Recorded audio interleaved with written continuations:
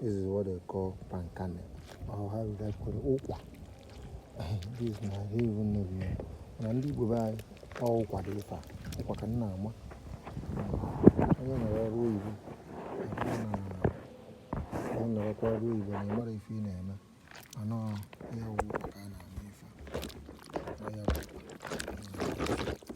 Ukwa. You say I'm going to be taking on a little snack. Ukwa that people. I want to be Ukwa. I say I'm Ukwa. I say can you Ukwa is in now? What can them make?